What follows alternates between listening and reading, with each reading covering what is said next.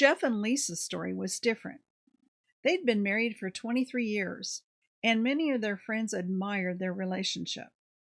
Then one day, Lisa saw a text from a young woman on Jeff's phone. Katie was single and having trouble with her car. Jeff had stepped in and helped her, without saying anything to his wife. Lisa was furious, suspecting him of being involved in an extramarital affair. During our first session, she launched attack after attack on him. She agreed that he had been a good provider for their family, reliable, at home every night. She felt like a fool that he had misled her and lied about the man he really was. Her pain was so intense that she couldn't hear anything he said. They had hit a roadblock. My work was cut out for me. We explored the pattern of their couple interactions before they hit the roadblock, before Katie. Turns out they were leading parallel lives. Lisa prided herself on being an independent spirit.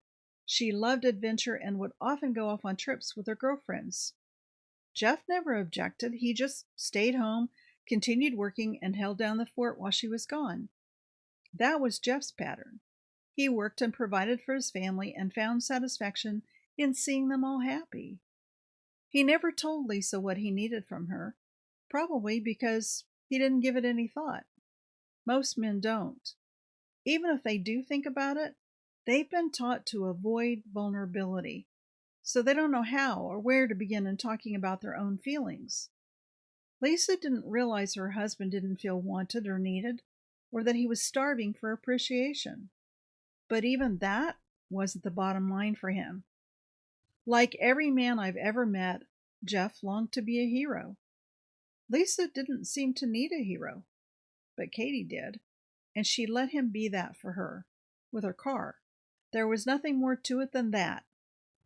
Jeff was faithful and committed to his wife, no matter how little he got in return. On the other hand, Jeff had no idea that his act of heroism would hurt his wife so deeply. His explanations just sounded like excuses, defensive justifications for his actions. You need to know that he never attacked Lisa for anything during our work together.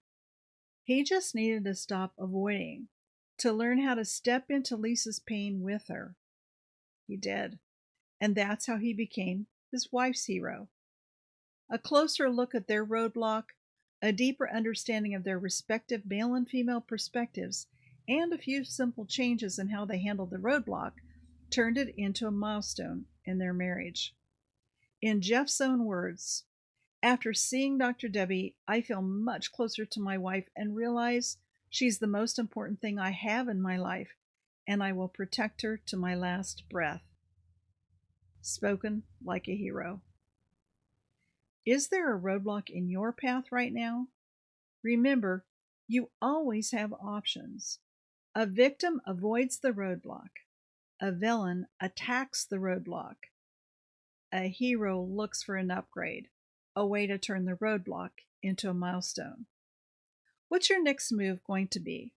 Well, I would suggest you start by learning yourself. What are you thinking and feeling right now? What are you doing? Are you protecting yourself? Attacking, blaming, or criticizing your mate? Then, learn your mate. What is your mate thinking and feeling right now? What is your mate doing? Is your mate in self-protect mode? Attacking, blaming, or criticizing you? Finally, learn your marriage. Marriage is a journey. Roadblocks are inevitable. With the right map, you can turn them into milestones on your lifelong journey to a joyful marriage.